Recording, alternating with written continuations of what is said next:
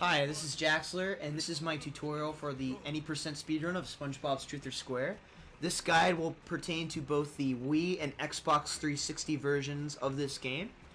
So just a couple of things before we get started with the tutorial. I'm going to assume that you've at least played this game a bit before, so I'm not going to explain how to play the basic game itself. That should kind of go without saying. The other thing is that if you have chosen to play on the Wii version, I would recommend either picking up a Wii Classic controller or a GameCube controller, because some of the tricks that we do in this speedrun require the use of motion controls if you're playing on the nunchuck. So if you at all can, I would grab a Classic controller or a GameCube. GameCube is personally the one I prefer, but I've heard other runners say they've had no problems with the Classic controller. If you have to pick, if you have the choice between the two versions, pick the Xbox 360 version. It's going to save you about 2.5 minutes in this category on loading times, but you can still get a really competitive time on the Wii version. So without further ado, we're going to get started. For your first run, I would recommend starting on either file select 2 or 3, just so you can have a file with lives on it for practice later. And then for your reset attempts, I recommend doing your runs on the save file 1. Because what happens whenever you delete a save file is your cursor position defaults to slot 1. So it's just more efficient to do your reset runs on slot 1 anyway. Because if you're using this file to bank live, you'll accidentally just start an attempt on the wrong file, and it can be kind of frustrating. So that's what I would recommend. But I'm gonna pop into this file real quick, just to show a couple of cheat codes that you can use to help you in practicing. So you can come over to this conch shell right here and enter a couple of codes. Unfortunately, there's no extra life codes. But if you do 3384, let's see here. There we go. 3384 unlocks the all levels code. So that allows you to just instantly warp to any level if you go to the level select storybook here. Then the other code that's really helpful is 2833, and that will get you the Sponge Buff cheat. So what this does is it permanently puts Spongebob into the Sponge Buff power-up, and that can be helpful if you want to practice, for example, spin boosting with buff on, or if you want to practice movement without being punished by losing the buff. Things of that nature. I haven't used it too much except for glitch testing, but it can be a helpful resource if you're interested. So I just figured I'd show that off real quick, but I'm going to exit out of this save. And we're going to get started on file slot 2 so I can bank some extra lives. Alright, so for this initial cutscene, you don't really have to mash. Once you see the camera start to pan down like that, that's when you can start hitting A. And then just walk forward and talk to Patrick. You really don't have to mash super hard. I wouldn't stress you or your wrists out about it. Also, if you're on the Xbox 360 version, this only applies to you folks. Make sure that you press A to reveal the answer to the trivia as soon as you can. It saves 5 seconds off every load screen if you do so. So get ready to move to the right out of this cutscene, and then just bank around this set of collision. So this fight's kind of random, so it's not too much to worry about for your first run. Something to look out for, though, is whether or not the robots line up into pairs. If they do line up into pairs, you can hit them with the same strike. So if you look at SpongeBob's spatula attack, its hitbox is pretty ridiculous. It goes all around SpongeBob's body, the neck of the spatula, as well as a pretty sizable hitbox on like the flat head of the spatula as well. So I can hit like all of that with the spatula attack, and you can use and abuse the length of that hitbox to hit a bunch of robots with the same swing. Which is nice and can save you a couple of seconds, but it's not like critical for your first run. So kill that 5th guy, and then it's gonna warp you straight here. Helpful thing to note with trampolines is that sometimes you can bounce them off the wrong way, or like you hit the trampoline too early, or get caught under a ledge or something. So to avoid that, what I like to do is I like to hit the hammer down before I do that, and that just resets your momentum before you hit the trampoline every time, and it makes it more consistent. So a little jump over the wall here of Tiki's. A little bit faster than destroying them. And then right here, you're just going to walk straight forward to this spot. And these two robots should almost every time give you a free double setup. So this is what a double looks like. So I hit both of them with the same swing. And then the two in the back here is a bit of a crapshoot. It's kind of somewhat luck dependent. because robots in this game have a bit of what's it called, the aggro radius. So there's like a giant circle around them where once you walk into that circle, the robot notices you and starts to pathfind towards you. And some of the robots are too far away from you to pathfind towards you. So some of them you can't necessarily control. So don't be too upset if you don't get, you know, doubles or, you know, robots close together. It just happens sometimes, and that's part of running this game, is reacting to the pattern that you get. So a little shortcut right here that you can take is you can jump from this boardwalk up to the cliff right here. And this jump looks really bad, but it's actually free. I can jump like all the way from over here and I can still make it pretty reasonably. But you can get to like this corner right here and just jump straight up. It's not that hard of a jump. If you are struggling with this jump though, you can use these boxes right here to skip having to go around and get this last guy. Alright, we're going to get over towards this Gary Tiki right here, and I'm going to show you a 20-second time saver that it's good to get out of the way when you're starting to learn it, because it is a little bit tricky. So what you do is we're essentially trying to get over to that cliffside without having to press this button to move the platform. So you can use this Gary Tiki as an extra little platform to help you make it. So what I like to do is I like to line up about the middle of the Gary Tiki here, and then I run off and jump towards that leftmost fence post. Now something to know is that the hitbox of this guy is actually pretty big, so I can stand like all the way out here, and it's gonna look weird depending on where your camera is, but you can really start running off there for a bit and still be able to get a double jump out of it. So like that, for example, you can jump pretty far off of that Tiki. So what I like to do to set this up is I like to aim for about halfway or so on the Tiki. And then I like to hug the sort of the invisible wall that's around right here. And then there's a little bit of a, it's hard to describe, like the wall starts to curve in towards the cliff slash the left fence post. And once I get to that point, I start holding a bit up left, and that helps me curve in towards the cliff a bit more, and makes it so you have to travel less distance. So it's gonna look something like this. So see, I hold left just a little bit towards the very end, and that lets me hook into this little crevice. You can land all the way up here too, that's fine. It's a little bit harder to do that. I'm going to show this off again here. So, set up in the middle. Double jump off with full height. You should land about here. Now something to note is that you have to hold the A button on both of your jumps in order to get maximum height, and that's really important for getting a lot of the tricks in this game. So make sure you know how to get max height out of your jumps. I'll do that one more time just as an extra reference. So here's what it looks like when you do it fast. There you go. That trick looks hard, and it can be kind of hard to learn, but it's much more lenient once you start to figure it out. So that lets us just hit this button right here, and then we just head towards this next trampoline.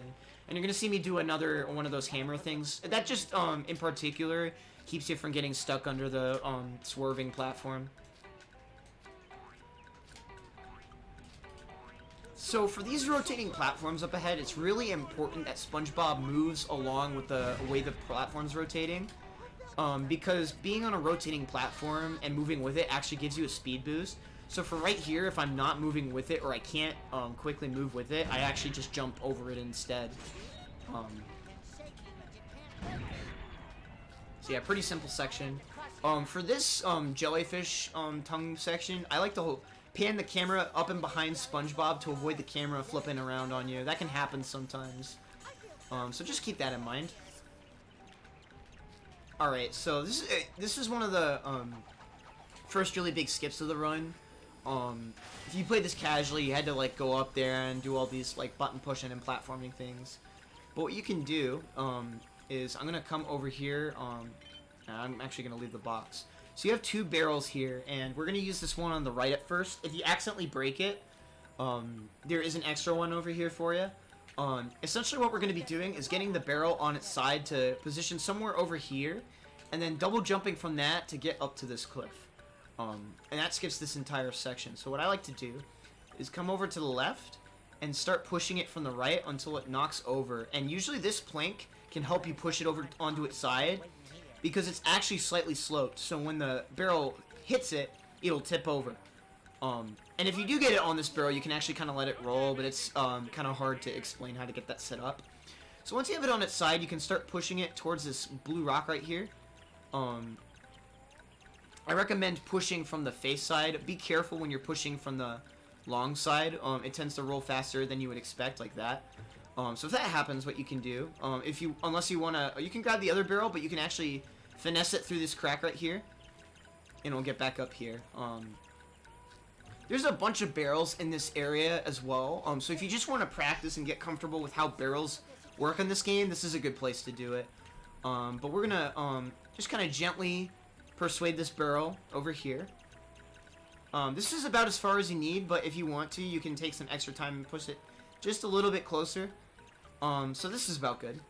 So you stand on top of it right here, and then we're essentially going to be jumping around this rock. So you see how there's like this big gap over here? Most players, when they start this for the first time, try to just jump straight to the cliff, and that is a little bit faster, and it makes sense, but you can actually close the distance a lot easier and get it more consistently if you try to wrap around the rock, because the cliff is actually a little bit lower here, and you can actually land a little bit from a shorter height here, so it's a much more lenient.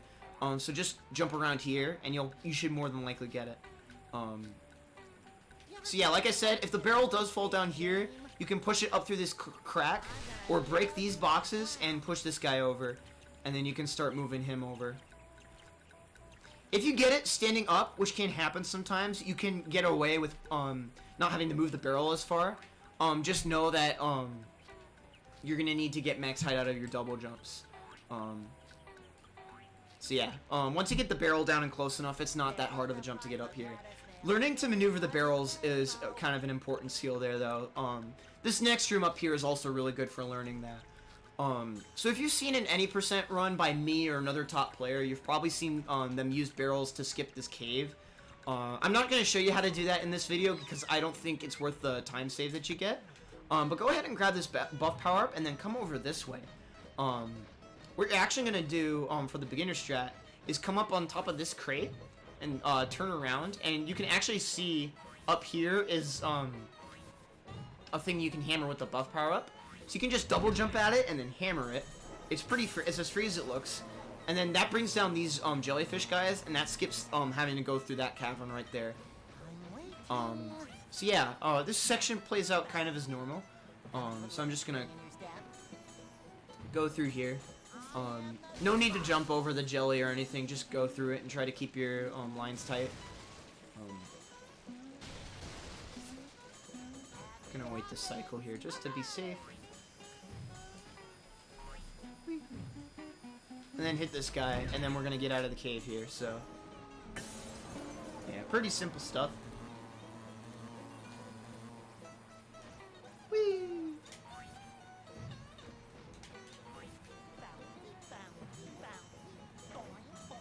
Alright, so now we're out of the cave section.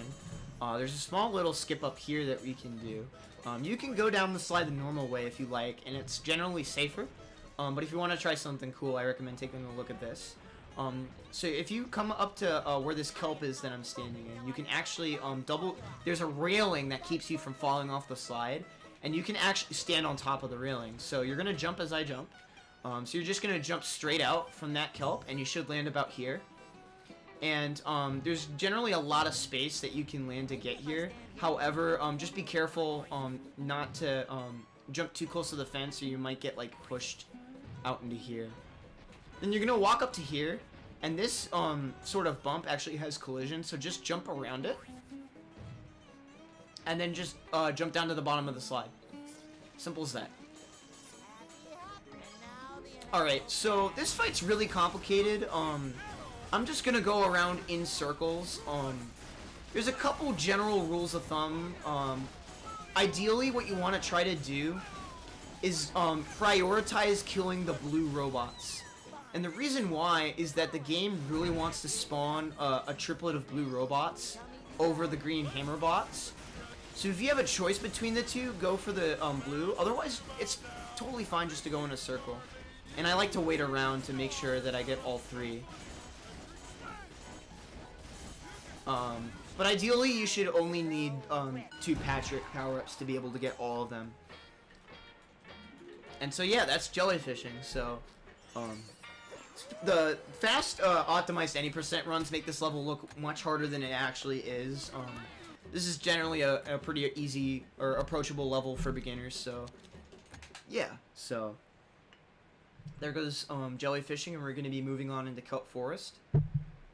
Again, if you're on 360 version, make sure you're pressing the A button into this reveal trivia. Alright, so let's go talk to Sandy here. Well, thanks for the romp down memory boulevard, but I still can't.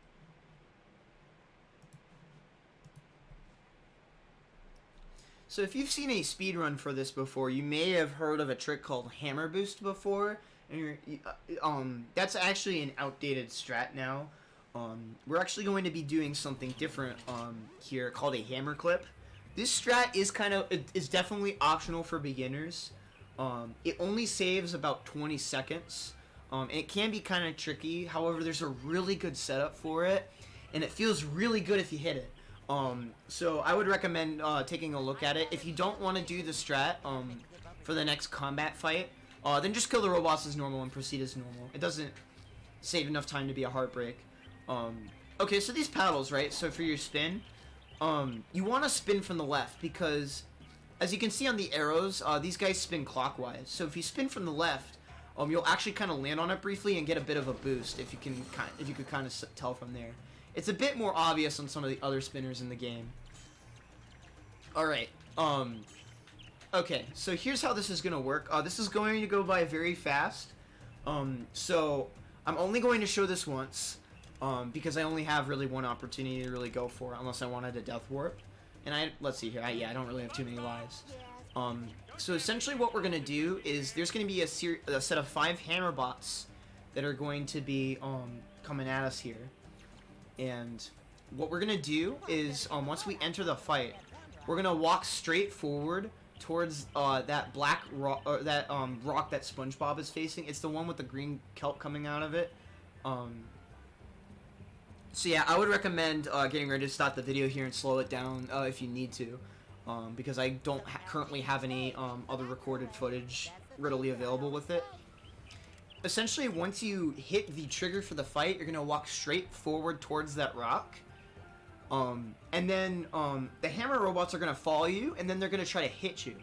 Once you position yourself in the right spot in front of the rock, you're going to briefly just hit a little bit left from center. So you can see if I hold left a little bit, I start walking a little bit. You only want to a little bit from left, right as you're about to get hit. That just makes it a little bit more consistent, I find. I wouldn't be too worried about it if it's messing with you a bit. And then it should put you through the invisible walls of the arena. So it'll look something like this. So I hit this, then I walk straight forward. I get that guy to attack, and then I put myself right here. He's gonna attack, and then I hit left. Looks like I didn't get it. Alright, I'm gonna let these guys kill me, and then I'm gonna go for it again. My setup was a little bit off because I think I got distracted. Let me try to show this again. My bad. Hopefully I don't run out of lives here. Alright, so we spawn in, spin from the left, get a little bit of a boost. I'm gonna walk straight into this arena. Keep pulling forward, get this guy to attack, and then position right about here. There we go. So I tapped left a little bit, just before I got hit, and it puts me inside the invisible wall. So if you get stuck here and you're like, oh, I can't move forward, it's because this little hump has collision here, and you won't be able to always get over it. So just keep that in mind. So what you do is once you get here, just jump over the little hump, and then reposition your camera if you need to. We're gonna walk towards, you see the fence right here? Walk towards the fence, and then you're gonna walk to the left, and then you should hit a cutscene trigger. And once you hit the cutscene trigger, that'll skip you right into the next fight. So doing that skips that first hammer robot fight. Alright, so what we're gonna do here for this next fight, because I actually do have footage of it, is I'm gonna show you how to perform this next fight here. So give me a moment to swap on my monitor to this footage. This is from my no level skips PB. However, this premise is the same. So let me back up a little bit. Alright, so we spawn into the fight, and let me turn down the playback speed here. there's gonna be a couple robots that spawn in the back, and then this robot's gonna spawn right here. He's gonna do if you saw that, he does an animation where he's like, hey, I'm supposed to attack you. So he's gonna land here, say, hey, I'm supposed to attack you, and then you're gonna walk forward as soon as he does that, right? So wait for, he's gonna start walking forward, and then time it so as soon as he does that, you walk forward, and then you can get both of these guys with a hammer. And so once you hit them with the hammer, let me crank up the speed just a tad. So you're gonna hit him with the hammer, and then spin, and then you can actually carry that spin into the robot that'll spawn like down here. So you see him, he's spawned down there, and then you can carry that spin. So you slam, spin into this guy, and then you do the same strat on those guys. I missed it there in this PB, but you essentially repeat the same pattern on this side. So you spin and slam them, except don't miss like I did. And then you hammer and slam both of those two, and then just kill this last guy. So this isn't the best example. This was the best example that I could find. As far as pre-recorded footage. So you slam, spin, slam, spin, slam, and then spin these guys. And then just kill that guy with a slam and spin. And the reason why the slams and spins are done in that particular order is because, so let's talk about the attacking moves. So the slam move comes out pretty fast and ends pretty fast. The spin move comes out the earliest of any of your attacks and activates very early, but it has a lot of cooldown, but its hitbox lasts for a while. So what we do is we chain a slam into a spin, so that once we deal the finishing blow to a robot, we can carry that spin attack into the next robot. And it just allows us to more efficiently carry our attacks into the next robot. So now what we're going to do is I'm going to show you what this fight looks like at full speed. So I'm currently in the cutscene trigger right now, and it's going to look something like this. And if you're playing on Wii version or have access to Dolphin, I would recommend making a save state here so that you can practice this. So it's going to look something like this. So I'm going to hit A, turn around, and then walk forward. So guy number 2 is going to spawn. Hello? Going to walk forward, slam, spin, slam, spin, slam, spin, and then kill the last guy with a slam and spin. And the fight looks like that. Alright? So that's how that fight works. I wouldn't be, if you can't get that set up consistently, it's fine. Just do, honestly, just do whatever you need to do to get that fight down. That's the best way to approach that fight, is what I found. That fight is done in that way in order to prevent, it manipulates the robots into not spawning further down in the arena. That's why I like doing that strat. Alright, so for the second phase of this fight, we're getting spinner robots. And now that we have the spinning move, we can do a really cool trick called a spin boost. So if I spin into this guy really close to him, he'll kind of clink me, right?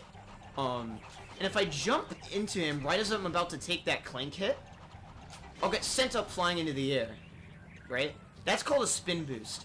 So what you do is I'm gonna kill them all except for one, just for the purpose of removing clutter. So the way it works is that he's gonna spin at you, right? And if you spin into him, he clanks. So what you do is you run at him, and then right as you're about to take that hit, you jump and then immediately spin, and you should get a boost in height. So I'm on 360, and what helps for me is I hit A and then immediately flick my thumb up to B, going from left to right. So like this. Get used to that motion because it will become a bit important with movement once we get the buff power up. But yeah, so it looks like that. Essentially. If you're on the GameCube, if you have a GameCube controller, this trick's really easy as well because you just flick from A to X. Although I would recommend rolling your thumb instead of flicking your thumb across the two buttons in order to avoid giving yourself an unnecessary blister.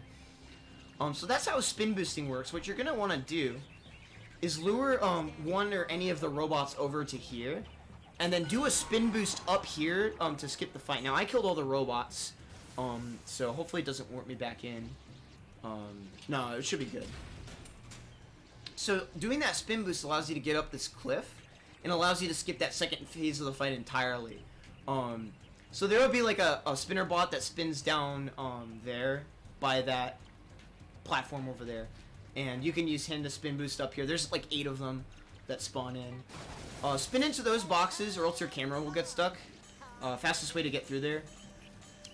I'm so happy I could hug a jellyfish high. Just go ahead and hit this button and jump over these crates, and then we're gonna make a beeline for that buff power up. If you're playing at home, or if you have a completed file, you can use the cardboard box to get to this area early. This is a really good place to practice spin boosting, because there's a cliff up there that you can reach, and you can practice spin boosting both with and without the buff power up, which are both important skills to have. But I'm actually, yeah, okay, I have enough lives. I'm actually gonna die here so that I can reset the room to show you what this room looks like fast. Because there's a specific enemy manipulation that I use here. So you come in here, and we're gonna make a beeline right for the power up. And we'll go over what the power up does once we get to the top of the cliff. So you grab the power up, jump and spin over here, and then I like to kill this guy with a jumping spin, and then come over here, and then this lures the spin bot over to the left and lets you spin boost up here. Sometimes you'll kill the robot and it sucks, so if you miss it, that can be kind of unfortunate. But you're just gonna do a spin boost up to here. Spin boosting is kind of one of those things where it's really a feel-based trick. It's hard to say like, oh, jump and spin at this frame, because there is a bit of leniency to the trick. It's not like a frame perfect trick by any means, because I get it pretty freely and consistently. It's just gonna be one of those things that you have to practice and figure out the timing for yourself, because it's hard to explain exactly how the timing is. But if there's any place in the game that's good to practice spin boosting, it's right here. It's very easy to access. So we're gonna come up here and hit the switch as normal, and I'm gonna briefly explain what the buff power up is for, and how it works. So the buff power up gives you a base run speed increase, and also gives you double damage on your attacks. And what you can do now is you can actually mash, and you probably did this casually, is you can mash B. You can mash B in order to like deal sustained damage, which is really, really broken. For movement, this power up's really good because in the air, if you spin, your spin takes you a bit farther, which is supposed to help with platforming, and it certainly does. But doing this also gives you a slight speed boost. So what you're gonna do when you have the buff power up is do these short hop spins, and you don't want to spin on the ground because it's being in the air that gives you a boost. But what you don't want to do is land without hitting this falling animation, because when your spin animation ends slower when you end your spin on the ground or in a grounded state. So you want to finish your spin in the air and then touch the ground and then spin. So it's gonna look like this, right? So you're just doing these spin jumps. So it's for Xbox 360 users, it's just going to be a flip from A to B. If you have a game controller, it's a flip from A to X. Get comfortable with that movement. It's going to be really helpful. So we're going to be using that movement to get through this tunnel here, and it's going to save us a lot of time. I like to double jump and spin over this flower just to be safe.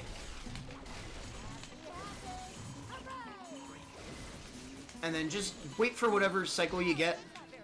I'm gonna go back and grab buff power up. Oops. Sorry about that. Feel free to go skip ahead in the video if you need to, because I need to show off how this fight works. Hey Sandy. If you're doing a run though and you lose your buff power up there, don't come back here and get it. It's slower to come get it. They spawn you out of bounds? heck? That's funny. Oh yeah, something I should note. If you get a spin boost like that, it means that you spin too early into the robot. If that makes sense. So just be aware of that. Sorry, I'm a little all over the place right now. Gonna keep moving through here. Alright, so just play it safe with these guys. Gonna move on through here. Alright, so what I like to do for this fight is I like to do a short hop spin to here, single spin to hit this guy, and then mash spin to get these two. And then do a short hop spin, and then hold mash, and you should get to that big robot before he can attack you. You can play it safe there if you want, although once he starts attacking, it starts getting a bit risky. So avoid the Patrick power-up and follow the movement as I do. I like to double jump and spin to break these blocks at the top row, and then spin to break that row, and then move as so. So this triggers height base, so just fall down into here. And what you're going to do from here is kill this guy and stand right here, and that will continually despawn him. And then essentially what we're going to do here is a spin boost. There is a crevasse right on top of that box that allows you to reach the end of this puzzle early. So what I'm going to do is just a spin boost up there, and it should get me right under here. And then from here you can jump out and around to get on top of here. And normally if you play this casually, you have to hit all these buttons, which lowers this down. What you can do is you can spin this guy, and then jump to these platforms, and you should be good to go. Jump around this door, by the way. It has a hitbox, just FYI. And there you go. That spin boost is really hard, so make sure to practice that one. That's one of the harder, that's probably one of the hardest spin boosts in the entire run. That's super duper fast to do. I would recommend doing it. It saves at least 30 seconds. That's like at the least. So there are a couple of ways that you can approach this section. One way you can do it is you can come over here, and you can spin boost off this guy, and then hit this button, and then just head on your way down here, which allows you to skip a spin boost further up ahead, although it is a bit slower because of the cutscene you activate. And then just come around here safely and avoid all the flowers. But the fast way to do it is as follows. And I'll show off the spin boost one more time just to show you how to position it. So this one requires a bit of height. Something I didn't mention with spin boosting that I really should have is that the closer you are to the robot when you perform the spin boost, or when the collision occurs, the higher you'll go. Right? So if I spin boost really, really close to him, it'll send me really high up in the air. I think I'll skip the buff for now. That's fine. So you can do that, or if you want to, you can avoid this power-up entirely, and just follow this path that I do, and avoid all of these flowers. You can short hop spin here through here if you want, but it's kind of risky. Alright, I'm gonna kill all these guys to show this off. You can get to a certain spot over here where the big hammer robot won't respawn, and you can spin boost off of the spinner bot right here and get right up the sledge. There we go. That was a really bad way of showing it. Here's a better angle. Assuming I don't die. There we go. And you should come up right here. So that's an optional strat. That strat is much more difficult and is much more likely to cost you your buff power up. So I would recommend trying out the first spin boost, seeing if you like it. If you don't like it, you can just go through the flowers like I showed you and go up and around the cliff and hit the button. Yeah, we're gonna continue on through here to the mini boss. Now I lost the buff power up here. If you have the buff power up, you only need to do this fight in 2 phases. But I'm gonna be doing the 3-phase fight since I happen to have lost my buff power up here. So we're gonna enter the fight, and then immediately come over to the left here, and as about as he's gonna attack us, we're gonna jump over him, and that leads him into the wall. So the bot here is programmed to stop the spin attack once he collides with a wall, or after a certain amount of time. And in most cases, it is faster to get them to collide into the wall instead of waiting for that amount of time. So that's what we did right there. And from here, just walk in a straight line forward after these 2 attacks, and then hit them from behind. And then lure him over here, and then jump over and spin. Then lure him this way. 2. And then once he does his second attack, he won't home in on you. And then you can come over to this rock right here for the 3rd attack. And then 1, 2, walk to his backside, and you're done. Now what you can do here is there's it's kind of hard to show now that the robot's in the way. But there's a spot right about here. I lined it up where I'm just before that the closest rock in that little pile of rocks, and standing in front of the kelp thing that's right over there, out in the middle of there. And that can put you inside the treasure chest. And because I'm not a buff, I'm too short. Oh, okay, there we go. If you have the buff power up, you're a little bit taller. So you'll hit that more consistently, but you'll actually grab the object during the cutscene, and it saves a couple of seconds. But I would not be obsessed over that. That's a very tricky setup. But yeah, that's Kelp Forest. That is probably one major area to really work on and practice before you start your first run. There's a bunch of stuff in that level you really don't need to do for your first run. However, I like to show off all of that kind of stuff because it's more motivating to do all the cool stuff in your first run, I find. Let me take a sip of water here.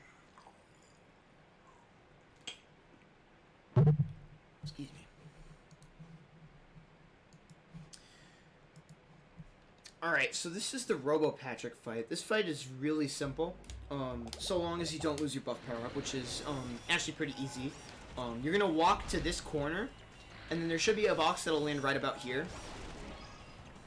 So I'm going to position myself about out here, and then we're going to go from left to right with short hop spins, or you can just walk over if you want. And spin attack him, and then make sure you're holding into Robopat. It can deal an extra hit. Alright, so come over here, and there should be a robot that spawns in behind me here, right here. Here he is. And then I'm going to do these short hop spins in order to get at him fast. You don't have to have crazy good movement like I do. I'm just showing off the fastest way to move through these phases here. Because the slower I move, the more off-cycle and unrealistic they look. So we're going to do the same thing. Stand over here, wait a little bit, and then start moving from left to right.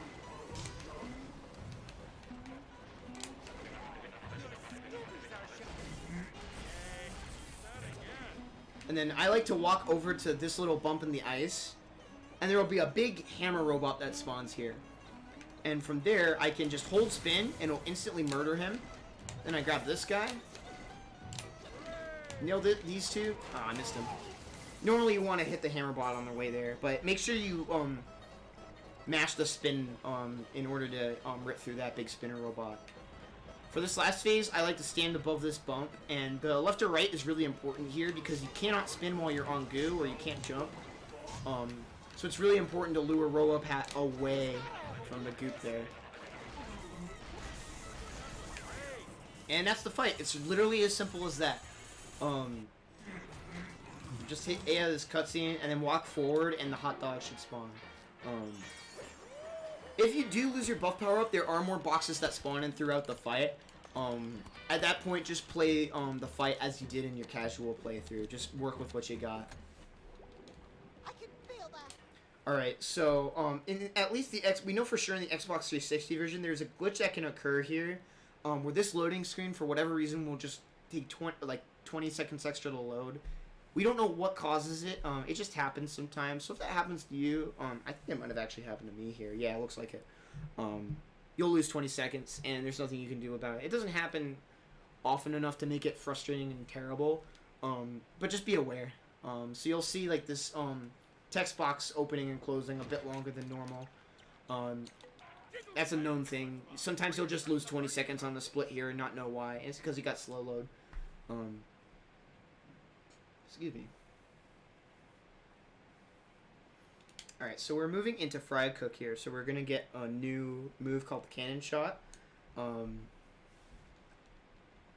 Not super useful for the any percent category except for what it's required for. But what I like to do here is land on this crate. and then jump to the pressure pad, and then hit the cannon shot from there. On quicksand, make sure you try to jump as soon as you see yourself land. This section's kind of an auto-scrollery bit, so not too much going on here. For the next part, we're going to be, there's 2 puzzle things we have to shoot. We're going to be going for the top level one first. And there's a spinner robot that can get in our way sometimes, so I'll point that out if I see him. Okay, you see that guy right there?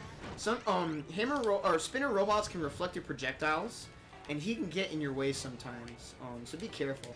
Also, make sure when you come down here that you jump a bit more to the right. It avoids opening a text box trigger. So just be aware of that. Oops. There we go.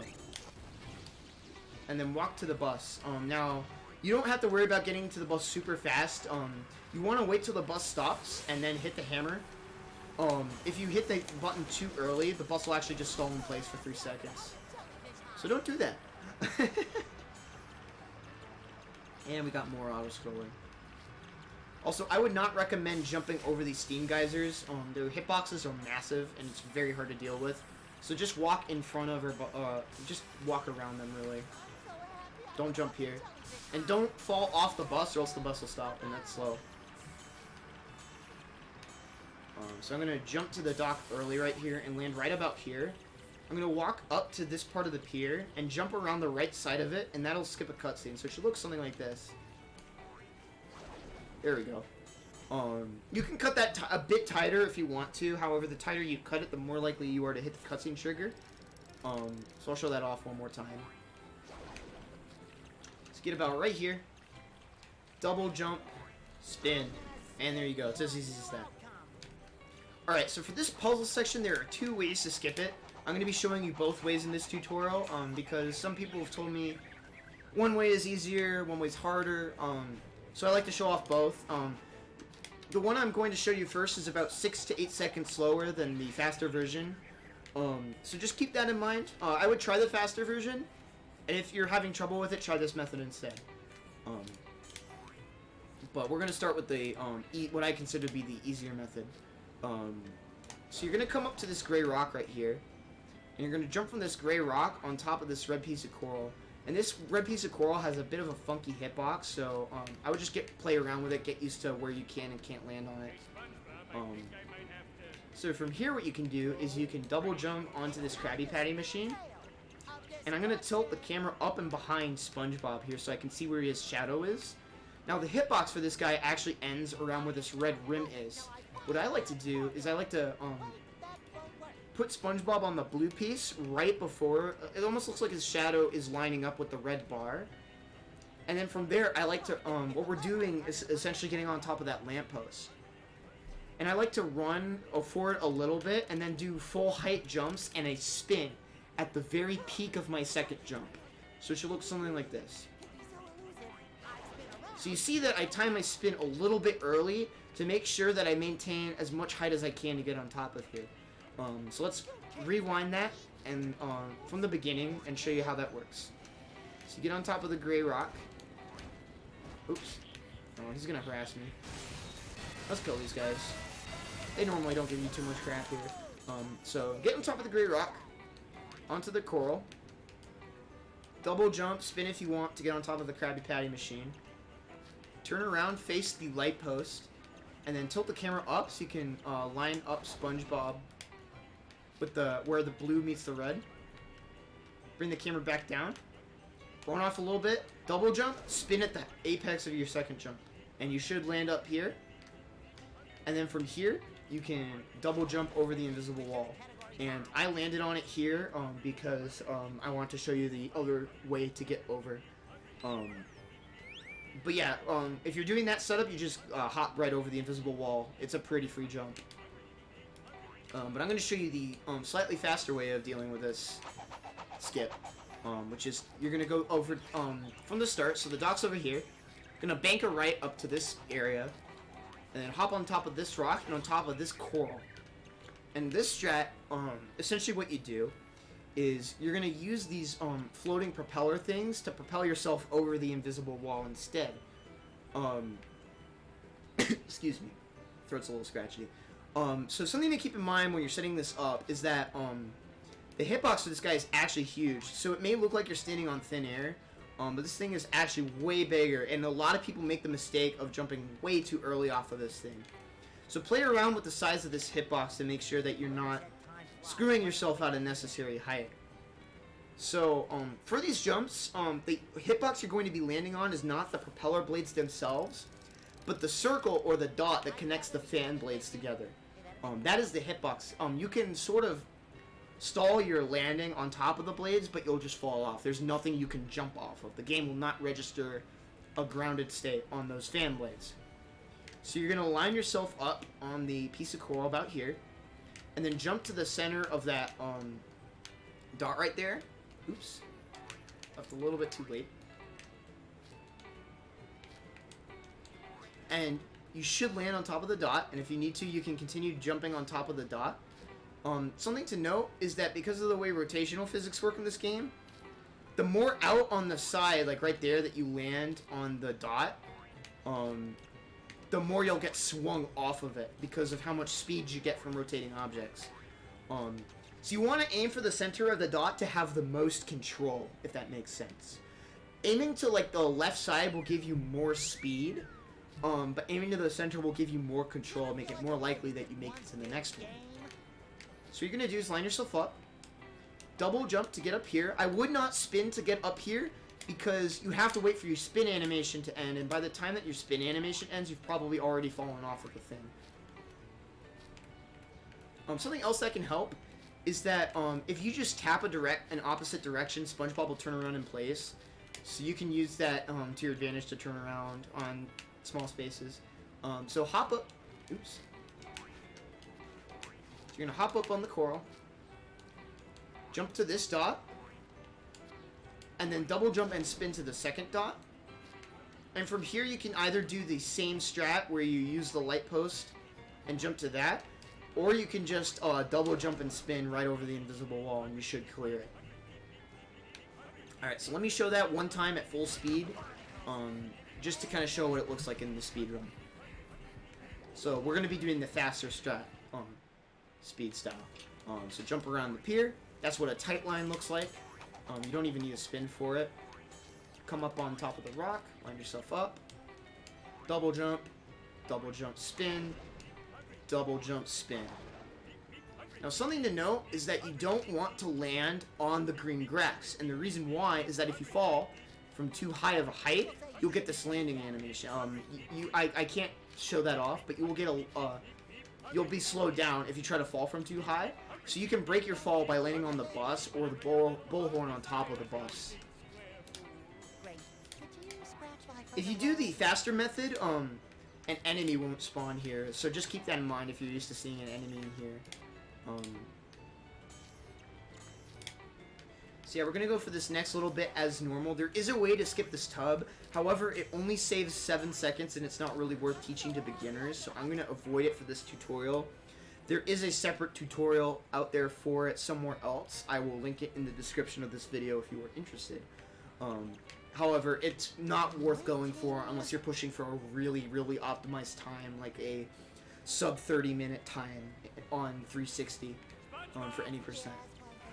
So we're just going to do this from normal. You actually don't have to stand on where the footpad is. You can just like turn around here and just nail it from right here.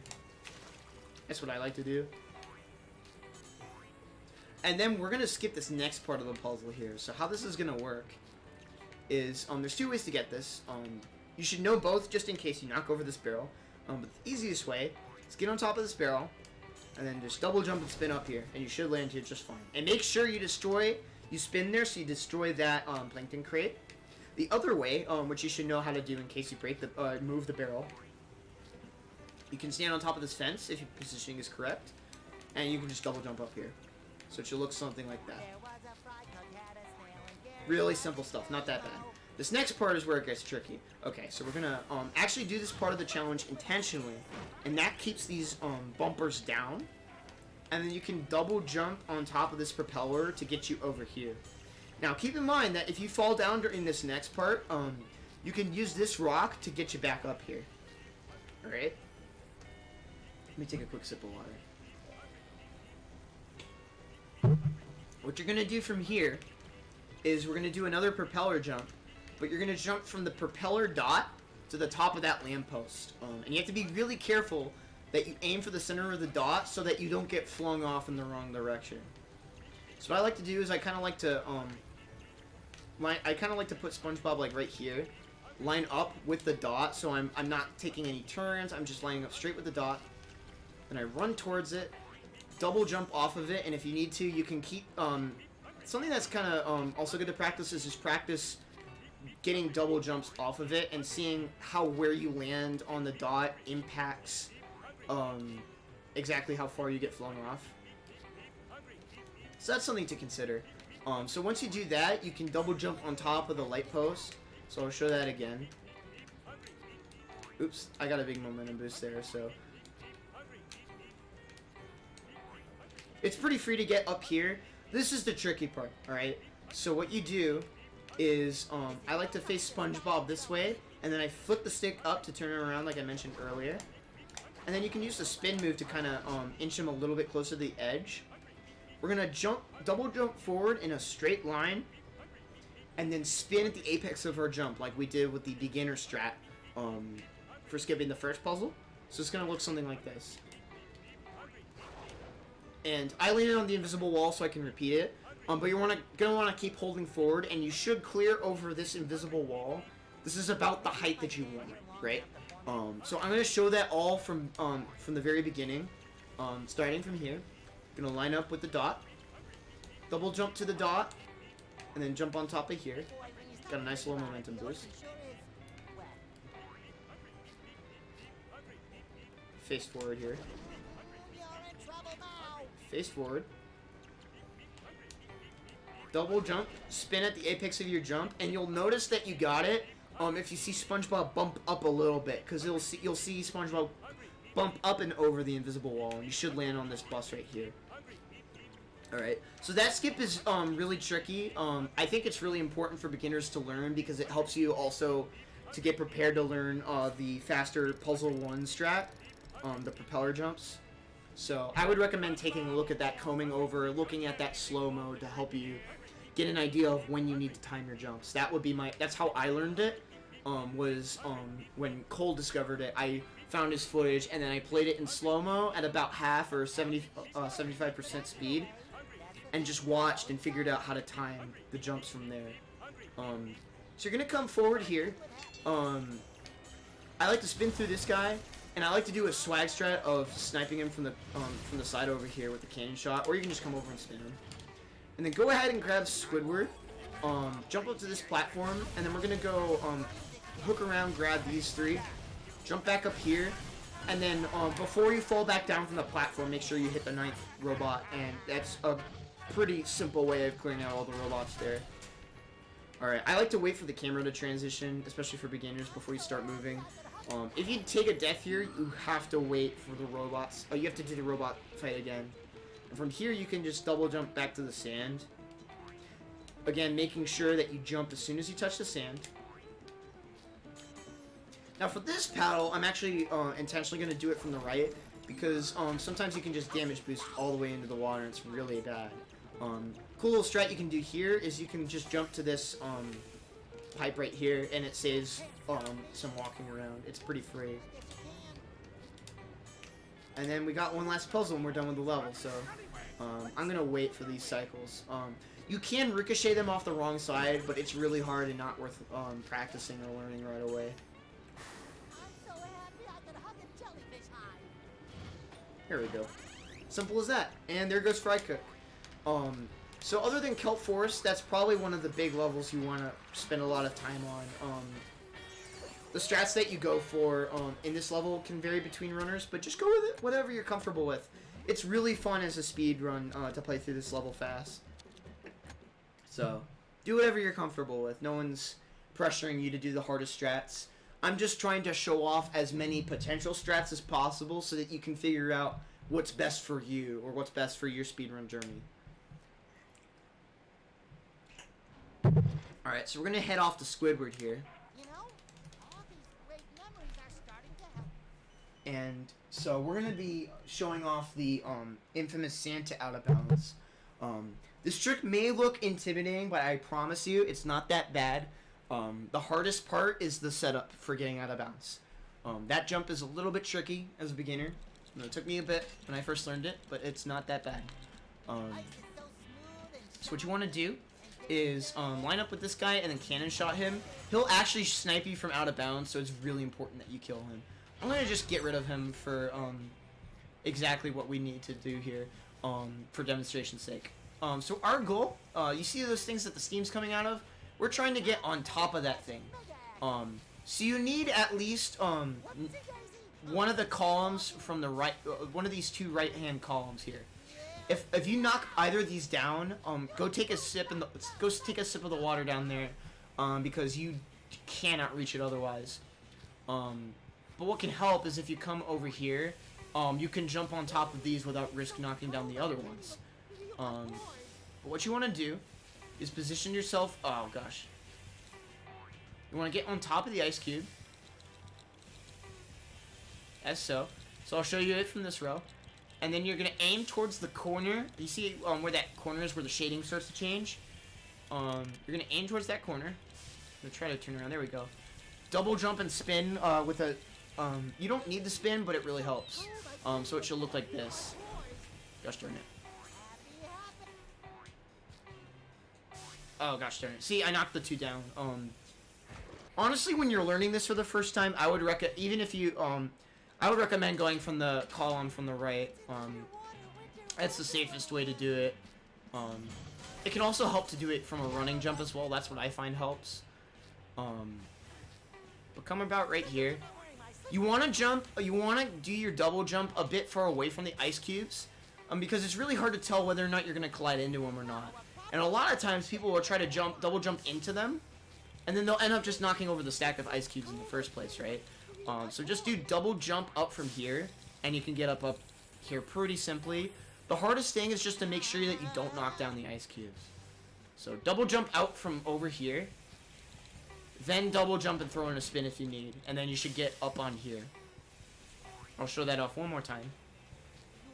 So double jump all the way from out there, double jump up here, double jump to the next steam geyser, and you should land on here.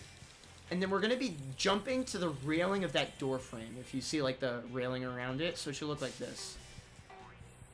And you'll just pass right through the wall. Now, if you come out here, you'll see there's a bunch of tunnel and stuff. That's not what we want. What we want to do is we want to go to where the door frame is. And then we're going to just jump straight forward, following the rail. And then start holding right. Up and right. So it's going to look like this. So start holding up and right towards the steam geysers. And so now we're chilling here out of bounds. You can kind of see me over here. But you can land at any number of spots. Keep jumping up and left, and you'll eventually... there's an invisible wall kind of right here. I like to jump out and around this to get past it. And then we're just going to keep going to the left. Now what I like to do is when I jump and to the left, I like to pull my C-stick or my camera stick to the right. That way I can keep track of where I'm going out of bounds. So I'm going to be jumping, and then while I'm mid-air, I pull the camera to the right. So if you look at me, I'm like right in here. And now we're by the crates. So you can see that moving the camera really helps to keep track of where you are out of bounds. Otherwise, there's stuff that can cloud your vision. So you're going to keep going here until you get to this metal-looking thing right here. If I keep my camera too up and away from Spongebob, this ice glacier will obscure your view. So bring the camera down by pressing up on the camera stick to bring it up to Spongebob's level. And then you're going to slow... at first, when you're better at this, you can start kind of Hail Marying it a bit. But you're going to come up, and maybe bring your camera over this way too, and come up to the edge of this plane. Now, if I were to fall off this plane, I'll just void out, right? But if you look down there, and I'm tilting my camera so you can see, trying to get a good view of it. There they are.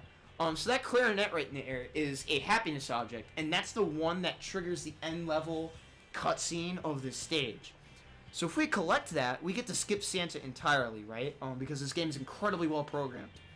So what we're gonna do is we're gonna jump out just a tad, just so we can fall under the plane of the floor, and then we're gonna jump towards those happiness objects.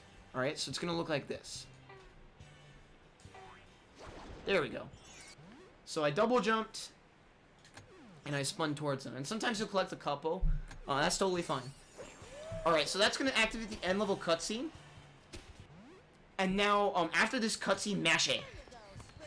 And then this screen should come up. So now the level is beaten. And that's Santa. So that's how you do Santa.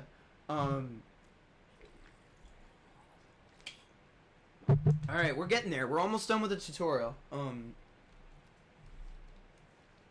So I'm gonna start to explain exactly how this next trick works. Well, I'll wait till the loading. So we're gonna do a strat in Mermalair that's essentially going to let us skip half the game. If you haven't really seen too many Truth or Square runs and are wondering how we can beat this game in almost 28 minutes, this is why. So you're gonna hold forward during this evil cutscene, and that will instantly turn you around, like so, and you're gonna start walking towards this rock. Now, if I jump up towards this crooked rock, I'll land on something. From here, you want to get on top of this rock. And then the easy way to do it is to jump at this part of the wall right here, and you'll land on a bit of a ledge, right? You can jump from this ledge to right here, or to this railing right here.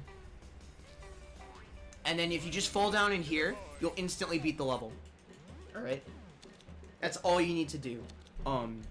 It's as easy as it looks, alright? You go to that, I'll show that off a couple of times. And I'll explain why why I'm even doing that in the first place.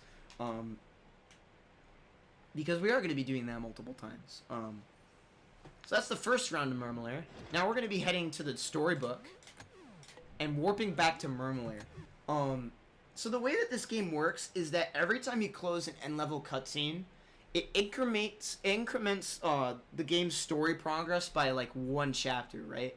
If you count every level or boss fight as a chapter. But the game never expects you to activate these cutscenes more than once. So if you activate the cutscene again, it'll trick the game into progressing the game another chapter. And by repeating this process, you can increment the chapter so much that Patrick will eventually appear and allow you to skip straight to the final boss. So that's what we're going to be doing for almost the rest of this run, is we're going to continue to do this trick in order to skip most of the rest of the game, essentially. But we still have to fight the final boss. So going over the strat again, you're going to come right here, jump onto this part of the rock, and then jump on top, tippy top of the tip of the rock. Jump towards this wall, and you should land about here. Now, this platform extends for quite a ways. Basically the entire length of this side. Very lenient. So just jump anywhere from there.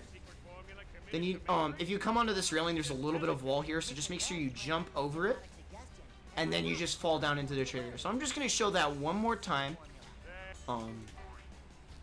Jump up here.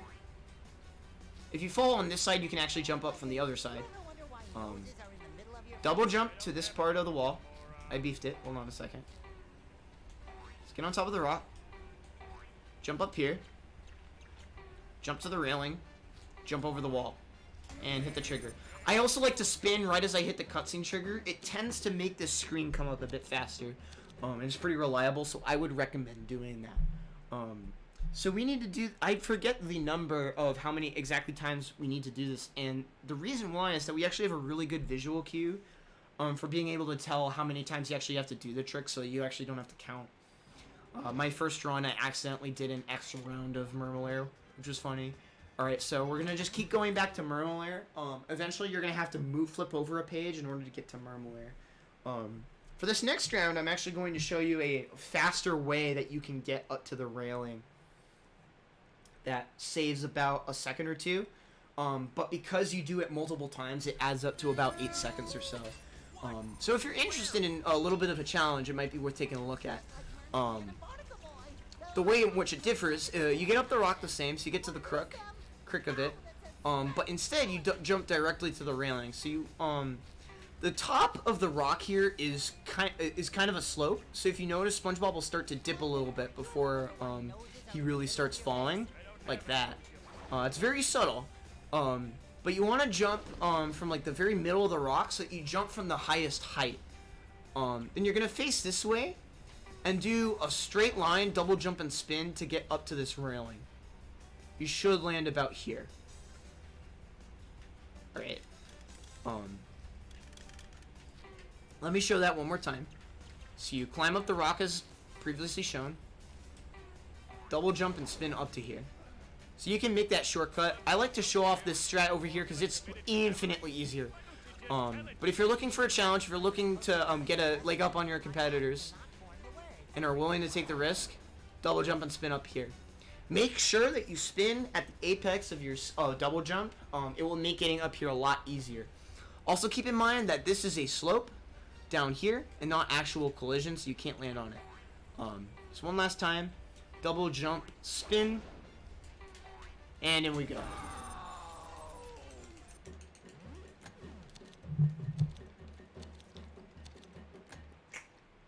So what you're going to start to notice as we continue to do this glitch is that certain things in the hub world and the storybook are updating, because the game is kind of confused and is thinking that we're beating levels that we actually haven't, because this chapter system keeps getting updated every time we do the glitch. So you see Sandy is now activated, which means if we wanted to, we could go and do Karate Island or Karate with Sandy, and you can see that 24 hours of fun at Krusty Krab is now unlocked, along with the Robo Squidward boss fight. So what this glitch does is it skips all of Mermalair, and doing this trick however many times you have to is actually still faster than beating the level casually, which is by like 30 seconds too. It's amazing. It also skips this boss fight and these two levels, which are super duper long. So it's a really big deal that we skip these. So we're going to menu back to Mermalair, and we're going to do the trick again.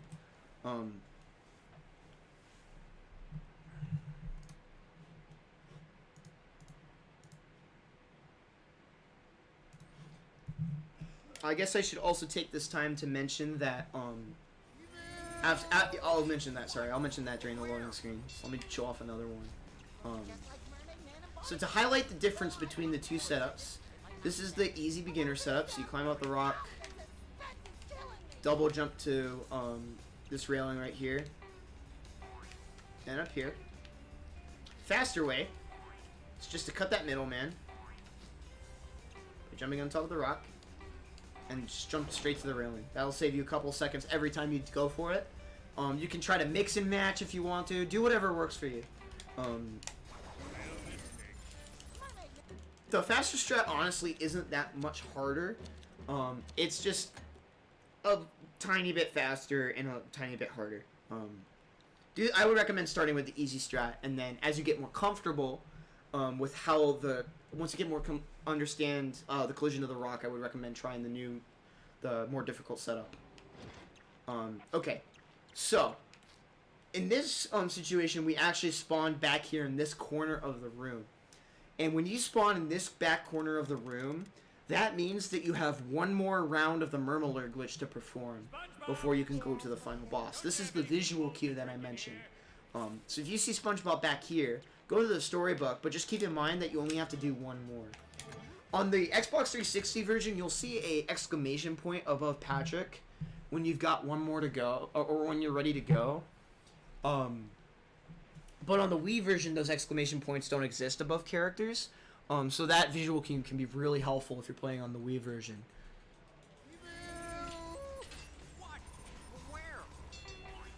Alright, so one more time, I'll show something off for fun. This is like what the top level runners use. It's called a slope boost. You can use this slope to boost up immediately to the top of the rock. It's really there we go. That's a slope boost. Do not learn how to do that for your first run. I'm just kind of swagging out now. But yeah, I'll show off the fast strat. There you go. Make sure you use that spin. You can't make the distance otherwise. So if you're coming here from YouTube and this is your first exposure to this stuff, or if you're looking for help or stuff like that, make sure first and foremost that you check out the speedrun.com kit page. That'll be linked in the description. You can find links to tutorials for the other categories there, as well as being able to find a link to the Truth or Square speedrunning community's Discord group.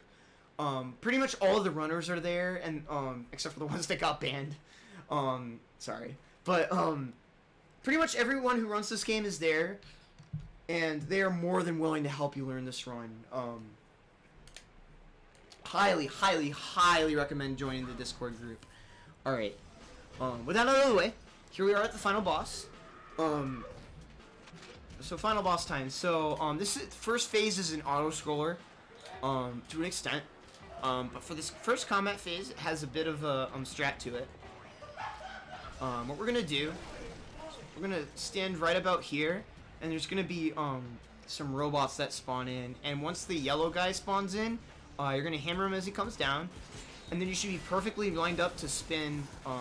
So the fight looks like that, essentially. But honestly, for your first run, just kind of go with whatever.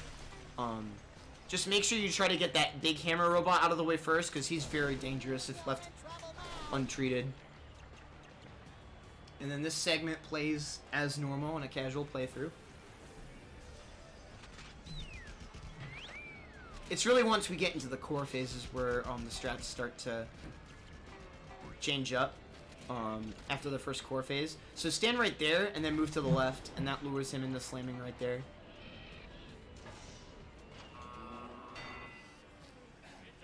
Alright, so the big important key for this boss fight is to try to maintain buff for as long as you can.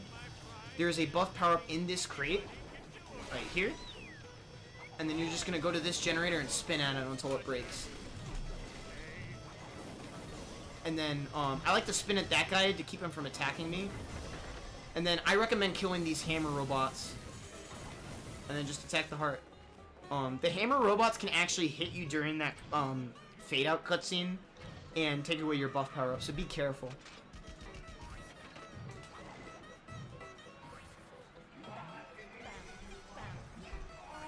Wait right here for the steam geyser. There's no reason to try and beat the cycle, because the robot takes a fixed amount of time to get over here. Stand right about here. It doesn't matter too much, because your spin attack will just rip through these guys, as so. I wish I could slow down these fights, but it's kind of impractical to do. So what I like to do here is stand right here and then wait half a second and then go. Go a little bit earlier than I did, or else you'll fall. But the steam actually starts attacking you before it actually renders. So wait there just a tad less, I guess. Yeah. So I recommend jumping over these guys. Don't spin them. Don't swag up too hard. So wait right here in the middle for this phase, and then get out of the way.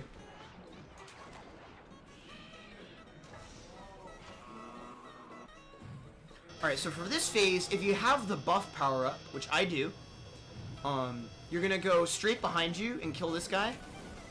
But if you don't, there's a buff power-up in that box to my left. So go hit that. And then come destroy the generators. If you do not have buff.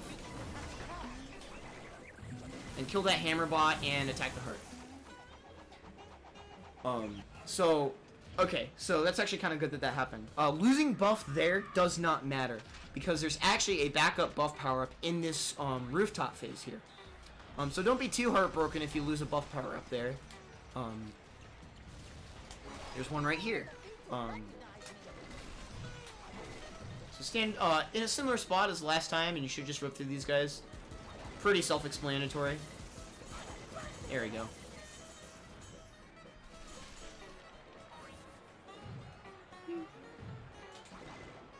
Alright, so I kind of like to just mash hammer here. What I do here is I wait for the building to completely fall, and then I go. That way you avoid getting sniped by the geyser before it renders in.